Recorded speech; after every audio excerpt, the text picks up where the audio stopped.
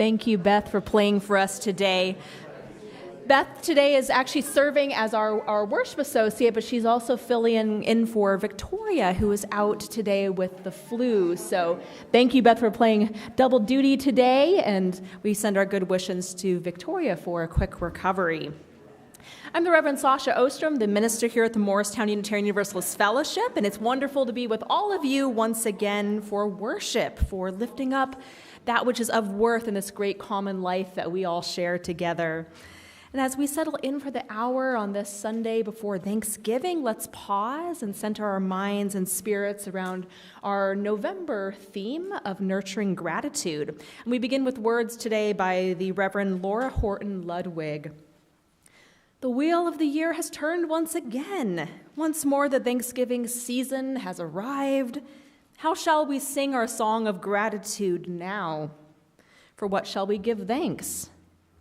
For this moment, for friends near and far, for our breath, for love, for courage and clarity, for strength and delight and laughter, for beauty, for the tables around which we gather, for the food we enjoy with friends, seasoned with love and memory, for the sun and the moon and the stars and the sky, for the trees who have seen so much and still stand proud, stretching themselves up to the sky, for the bright voices of children, for the wisdom of elders, for actions that bless the world, for hard work that makes a difference, for music and art and celebration, for generosity, for compassion, for endurance, for joy, for hope. For all of these things, all of them, we give thanks. So come, my friends, and let's worship together.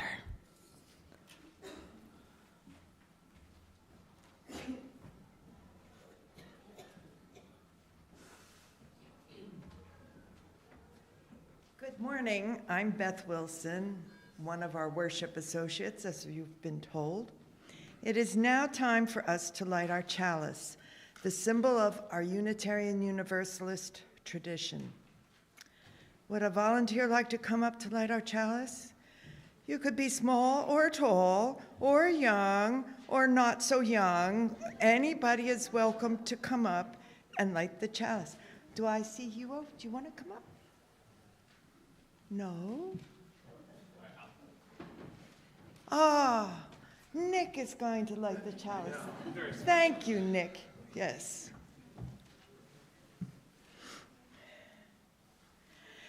Today's chalice lighting reading is by Dag Hammarskjöld. Each morning, we must hold out the chalice of our being to receive, to carry, and to give back. And now, will you please stand as you're able for our affirmation by James Villa Blake. Please repeat each line after me, which helps our youngest members to participate, even if they don't read yet. Love is the spirit of this fellowship. Love is the spirit of this fellowship. And service is its law. And service is its law. This is our great covenant. This is our great covenant. To seek the to dwell together in peace. To dwell together in peace. To seek the truth in love. To seek the truth in love. And to help one another. Please join me now for our opening hymn. If any junior worship helpers would like to come up and sing with us, please come now with your gray hymnal. Our opening hymn today is number 21, For the Beauty of the Earth.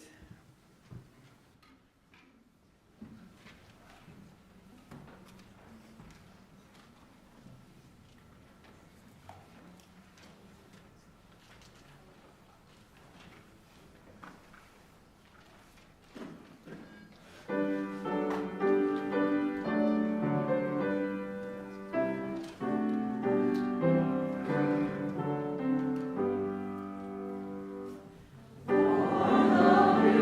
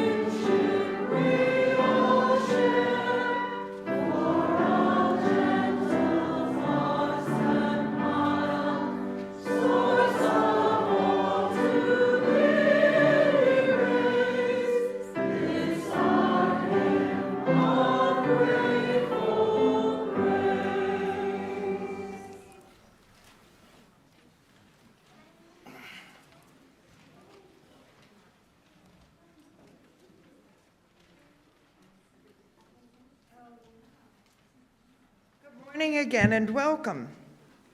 Welcome especially to any newcomers, returning members of our community, and to anyone who joined us online today. If you're tuning in live on YouTube, please say hi in the chat if you haven't already. We're delighted to have you with us. We're a community of many ages, but we all worship together. You can join us many ways on Sundays, including online, here in the sanctuary, or from one of the many rooms in our building where we live stream the service. In particular, I want to draw your attention to our family room for families with little ones, which is located out the doors and to your right. The family room is especially great if you need a place to talk, soothe a crying infant, get the wiggles out, or just sit. Our service is live streamed there, so you won't miss a thing. Kids of all ages are always welcome in all of our services, but we offer child care as an additional option for families with small children ages 9 months to 5 years. Parents, if you find yourself in need of child care at any point during worship today, please bring your little one to room A in our Gateway Center. Again, welcome to everyone here with us today. We're glad you're here. All right. We have class today, so I have a mystery box for you all. My mystery box. Does anyone want to guess what's in my mystery box? You know I'm not going to call it. It is true, yes. If I don't open it, there's nothing in the box, right? Is that how it works? What's in this box? What do you think is in my box? Say again? Building supplies. Oh, that's maybe a good guess. Kind of close. Anyone else? Relax. Anyone else? No? Should we open it? Olivia, can you open it for me? Okay. What do we got? Oh, hold on. I got it. I tricked you out. I got 2 things in there. One I didn't want to shake around. All right, open that one up for me. Yes. What's that? All right, here, I'm going to put the other thing in there. We'll pretend like it was in there the whole time. What do we got in here? We have, a watering can and a plant. Now, does anyone want to know why I might have a watering can and a plant in my mystery box? No? No? No? All right. So here's how, the trick on it is that our mystery box explains the theme for the day. So where might we find the theme for the day, everyone?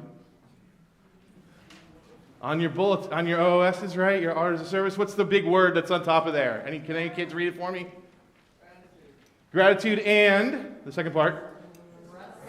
Reciprocity. Our whole month is gratitude today, especially reciprocity. Now, if you are under the age of 16, do you know what the word reciprocity means? Anyone want to give me?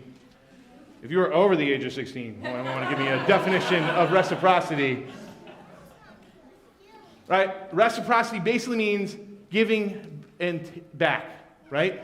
So, if that's the theme, why might I have a plant in my box, in my watering can? We give things to the plant. What do we give to a plant? Water, right? We take care of them unless they come to my house and then they all die. But mostly we give them water. We take care of their soil in there. Sometimes we'll give them nutrients. I don't really, again, my plants die. Ask some gardeners around here. They'll tell you all about the things we give to plants. And what do plants then happen? What happens? They grow and we get something. What do we get from plants? Joy. That's a good one. No, that's fine. Oxygen, joy, right? We get oxygen and things, right? And so when we give things, we sometimes get things back. It's the reciprocity of things. And so Reverend Sasha is going to talk about that a little bit more in her sermon, so pay attention for that, and then you guys are going to talk about it in class as well, or in our adult discussion groups after the service. All right.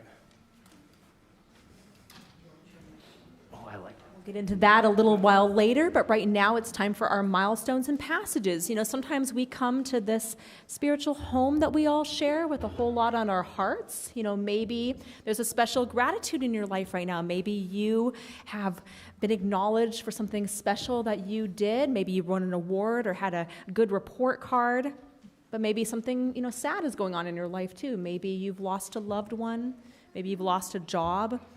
Maybe you're having a hard time with one of your relationships. Maybe you fought with your friends or something like that.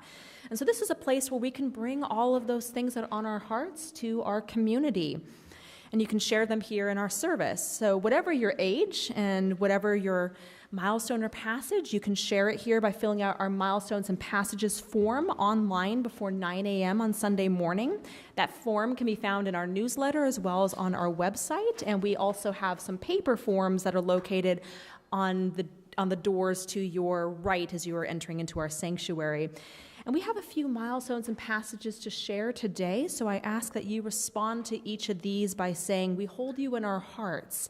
And if you are joining us online today, I invite you to join in the chat.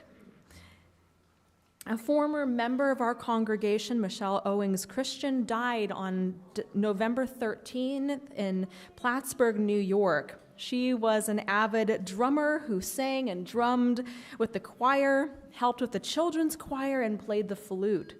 A few years ago, she and her husband moved to Plattsburgh, New York from Lake Parsippany. And we hold her and everyone who loved her in our hearts during this time of grief. We hold you in our hearts. This morning, we also have a gratitude to share from Diana Hart. She shares, "Today is the 1-year anniversary month of our new Gateways building. I am grateful for the opportunity to be of service to this wonderful community and want to thank all of the volunteers who took on the Green Apron training. We have hosted more than 24 in-house events as well as our first rental event, where 9 Green Aprons worked a total of 21 hours, earning $525 for the fellowship. Bravo to our Green Aprons. We hold you in our hearts." And Paul Snellgrove shares many thanks and gratitude to all of the Morristown UU people who have been driving one of the refugee families to and from her job over the past several months, including Joe Hart, Sheila Battaglia, Helene Firm, Joan Bells, Leslie Morin, and others whose names I probably forgot. It's been a big help to helping her gain her independence. We hold you in our hearts. Let's take a quiet moment now for the prayers and meditations of our own hearts. This is a reminder of something we can perhaps do every day, just taking a few moments every day for this practice. So go ahead and close your eyes. Let yourself get comfy in your chair. Let yourself kind of sinking down into the cushion. Breathe. Hear the breaths of the people around you, this community that holds you. Feel the spirit of life, sometimes known as breath or wind, holding all of us in this still moment together. Let's go ahead and take 3 deep breaths all the way down into our bellies together, and then we'll take a moment of silence.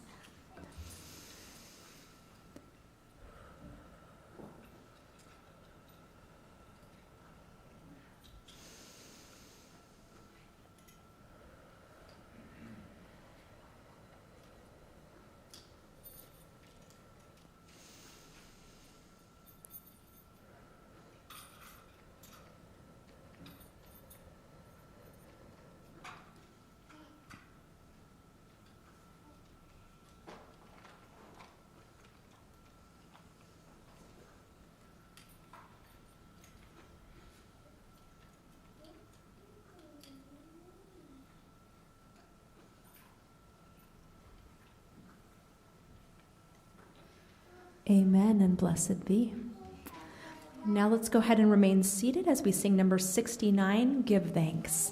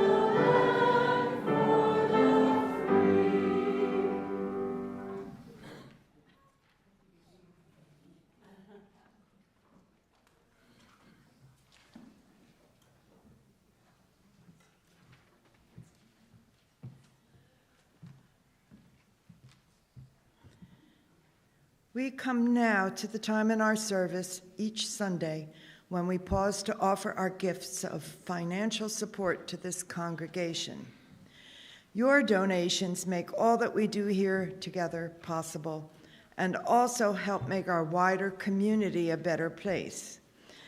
That's because each Sunday we give at least half of the money we collect to an organization that is doing good work to advance our Unitarian Universalist values in a world that needs them now more than ever. Today's offering will be split 50-50 with Homeless Solutions, helping the homeless and at-risk community of Morris County. You may give in our collection plate or by following the instructions printed in your order of service and shown on the screen. Thank you in advance for your generosity.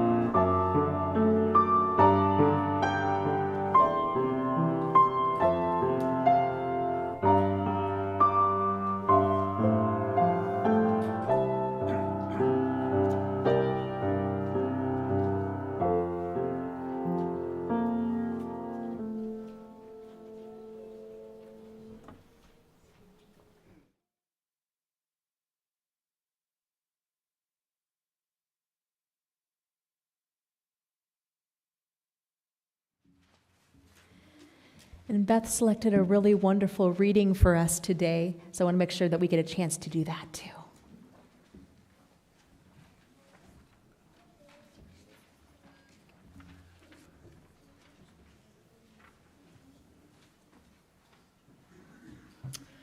Our reading this morning is an excerpt from Braiding Sweetgrass, Indigenous Wisdom, Scientific Knowledge, and the Teachings of Plants by Robin Wall Kimmerer. She writes, scientists are interested in how the marriage of alga and fungus occurs, and so they've tried to identify the factors that induce two species to live as one.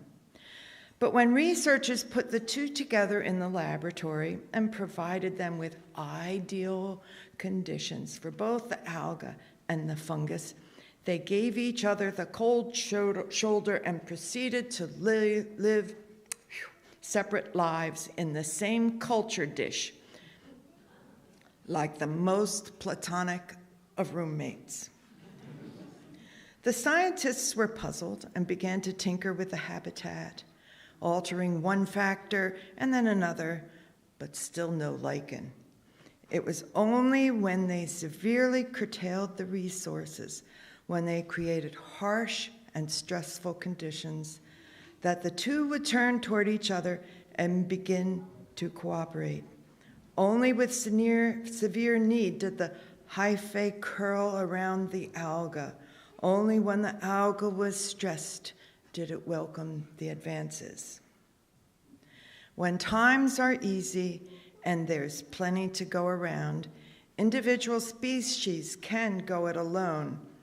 But when conditions are harsh and life is tenuous, it takes a team sworn to reciprocity to keep life going forward. In a world of scarcity, interconnection, and mutual aid become critical for survival. So say the lichens.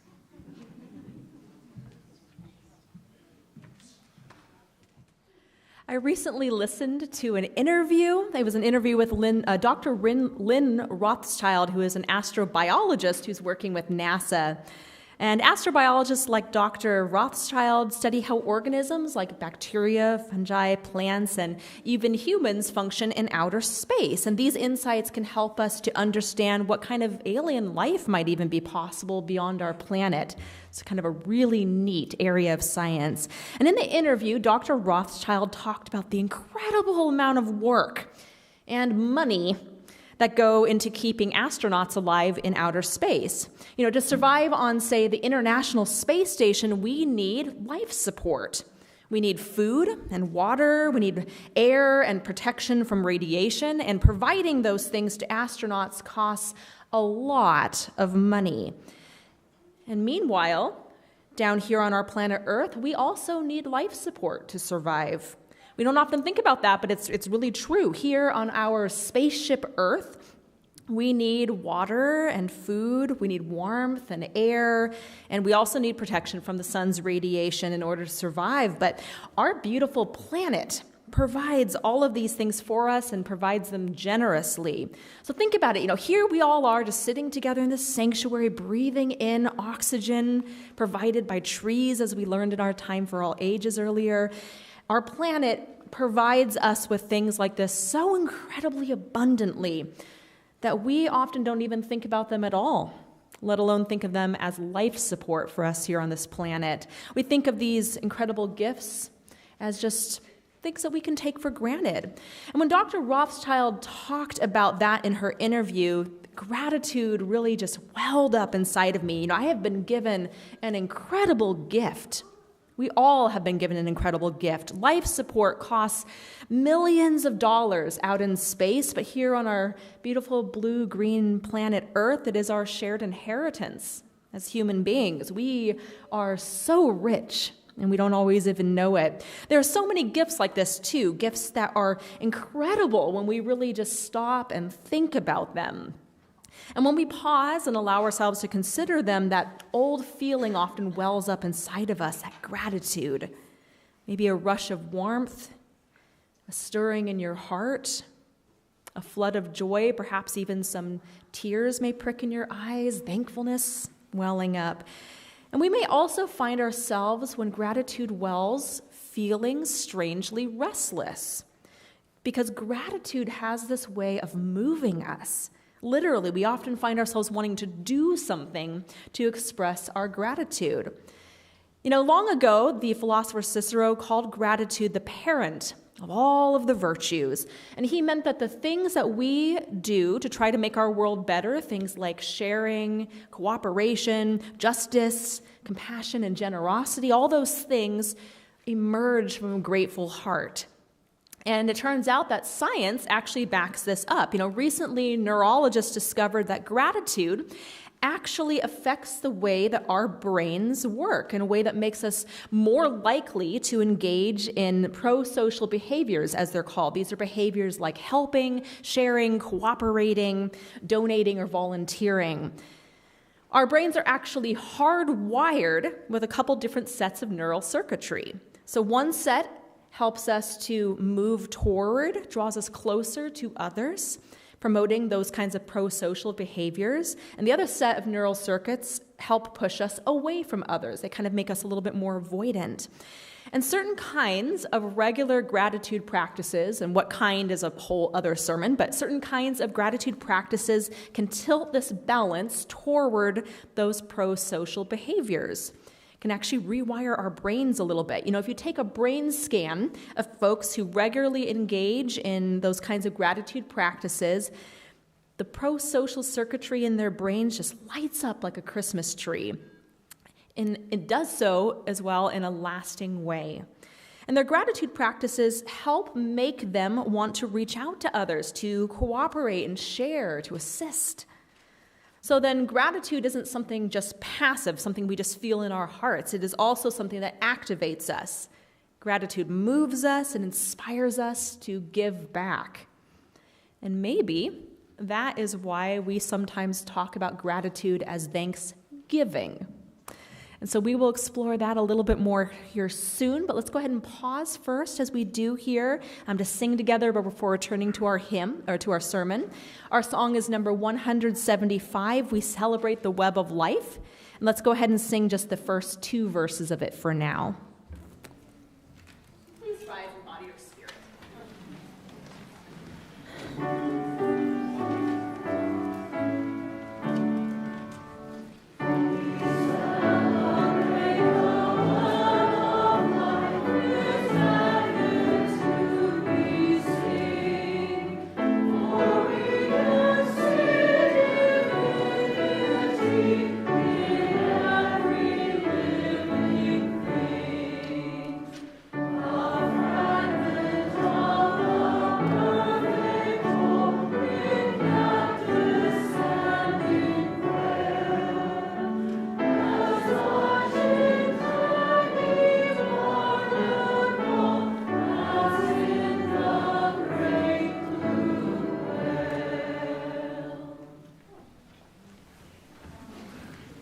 So earlier in our service, Nick and Beth both talked about reciprocity. Reciprocity is all about giving back after we have received something. And sometimes we reciprocate by giving back to, for instance, the person or the thing that gave to us, like returning a favor or exchanging gifts. But we also have the option of reciprocating not by paying the gift back, but by paying it forward. And the phrase "pay it forward" reminds me of the movie by the same title, maybe you saw, came out in 2000. And in the movie, a young boy decides to try to make the world a better place as a school project by starting what he calls the Pay It Forward project. And his project, in a comedic way, soon expands into a whole movement in which people who receive a favor pay it forward by doing a favor for 3 other people. But I also think of paying it forward as expressing our gratitude for the many gifts that we have been given by extending care for humanity as a whole, as well as care to the interdependent web of being that we are a part of. After all, they are so often the sources for so many of our blessings. And when we pay it forward in this way, we add more kindness to the world. We help make the lives of the people around us a little brighter, and the world that we all share together a little bit more loving, just, and sustainable. So gratitude then is something that is deeply connected to our Unitarian Universalist values of interdependence and generosity, the ig part of the jet pig that we've talked about a few times here. Now, I don't know about you, but when I pause and stop and think about all the reasons, so many reasons that I have to be grateful, my mind often fills up with all kinds of things that, for me personally are actually part of our interdependent web. For example, lately I've been taking a walk every day at sunrise, and as I sip my tea and walk in the sunlight, I watch that early morning light sort of washing down over the hills on the other side of my apartment complex. And sometimes as I'm walking, I find myself thinking about this gift of sunlight. It's so beautiful in the morning, so it's so easy to think about that gift of sunlight. And I find myself thinking about its warmth and the way that the sun's light nourishes the beautiful trees out there on the hills, as well as the plants that feed me. And my gratitude stirs up a desire in me to give back somehow, but there's nothing that I can do to benefit, the sun, because, of course, the sun is beyond my control or influence. But its generous presence in my life reminds me of its connection to all of the other living beings that also depend on it. It reminds me of its connection, as well as my own connection to all of the life on this planet. And I can't care for the sun, but I can care for the life that it nurtures. So you see, my gratitude then has this way of opening up my awareness of our interdependent web of existence that we're all a part of. And it also has this way of opening up my heart and my hands too, so that I can care for the web and as the web has cared for me. It's like something that I heard in a podcast recently. I was actually listening to that podcast, as I often do during my morning walk at sunrise. The podcast featured an interview with Louis Schwartzberg, who is the director of the documentary Fantastic Fungi, which one of you actually recommended to me a few months ago. He talked about how his experience of growing up in a grateful home inspired him to want to give back by fighting for the little guy. And he said, and we've got a longer quote here for us to enjoy, he said, "Growing up in Brooklyn, my parents were Holocaust survivors. And so they appreciated all the little things in life, like food on the table, a roof over your head, not being in a war, a steady job, the miracle of having children. And all of those were like miraculous things to them, you know. And so growing up under that lens of gratitude was only natural that I would grow up and want to make the world a better place. And I wanted to be able to fight for social justice. But then I also evolved into finding my voice with filmmaking, which turns you onto nature. And then you become a champion for fighting for the little guys, the bees and the fungi and the foundation of life, the things that give us healthy food. I mean, they need protection. So we need to be grateful for all the little things in life we take for granted, grateful for the fact that we are a part of this grand thing called nature, not separate from it, connected to it. It is the only way we are going to survive. How, he concludes, can you not be grateful? How can we not be grateful? My friends, we have been given an incredible gift, the gift of life, the gift that we get to live here on this planet, the gift that we are all part of a huge interdependent web that showers us constantly every single day with countless blessings, blessings that give us life and enrich it. We have so much to be thankful for. So may we find the space in our daily lives to cherish all of the things, big and small, that make our lives better. And may our gratitude move us to give back as generously and as abundantly as we have received. Amen. Blessed be, and may it be so. And now let's go ahead and rise and body our spirit one more time and sing the final 2 verses of our song.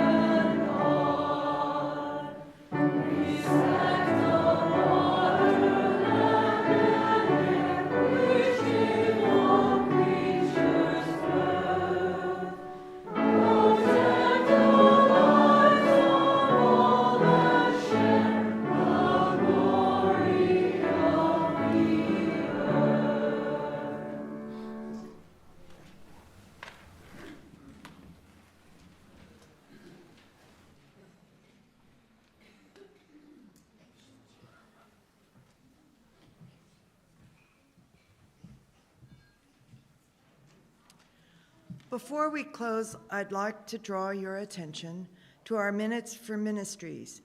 This is a time when we share brief updates about our congregation's activities to help us stay engaged with our community beyond our Sunday service. This morning, I'd like to draw your attention to the following announcements. The service auction statements were emailed on Tuesday, and the deadline for payment is December 31st, by realm or by check. You can pick up your items at the service auction table today, Sunday, December 7th, or by arrangement. We can also accept payment and answer your questions. Thank you for your generosity. Any newcomers with us today are invited to fill out a welcome card to help you get connected with us. You can also talk to our welcome ambassador, who would love to meet you and answer any questions. Look for the sunny gold sash. If you have questions about religious education, please talk to the religious education ambassador, who is wearing a green sash. Anybody needing a caring presence this morning will find a compassionate, listening ear with one of our lay pastoral care associates. You'll recognize them by their sky blue sashes. Our lay pastoral care associate today is Carolyn Schwartz. If today's welcome ambassador, lay pastoral care associate, and religious education ambassador are here in the service, please stand so we can wave or see you. There you go. We have several great activities for you every week. This week, join us tomorrow for Days for Girls, Kit Makers, and Adult Small Groups, and Thursday for our community Thanksgiving meal. Finally, after today's service and fire drill, we hope you'll join us for our adult discussion group on this month's Soul Matters theme of nurturing gratitude. Full details about these and many other activities can be found on the back of our order of service. Our weekly e-newsletter is on our website at muuf.org. And now I open the mic to announcements from our ministry teams and committees. Keep your announcement 1 minute or less. We will end our announcements by 10:55 sharp to ensure that we have plenty of time for our fire drill. Please be sure to stay for the fire drill, which will begin with some instructions by our board president, Nan Perigo.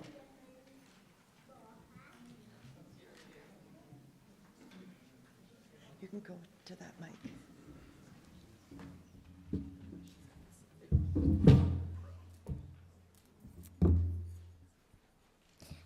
Hello, I'm Charlotte Walwork. I'm here to tell you about the middle school book club. Book club is for grades 6th through 9th. This month we are reading The Hate You Give by Angie Thomas. Our discussion will be on January 22nd from 7 to 8 p.m. Thank you.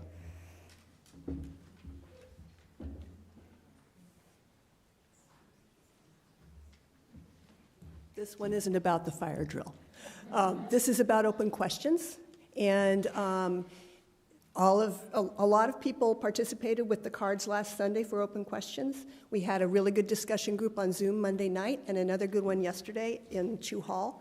If you haven't had a chance to give your input on the open questions, I have the prompts in the newsletter, and you're welcome to answer those prompts and send an email to com@muff.org. Okay? So if you haven't had a chance to give us input on that question, please do.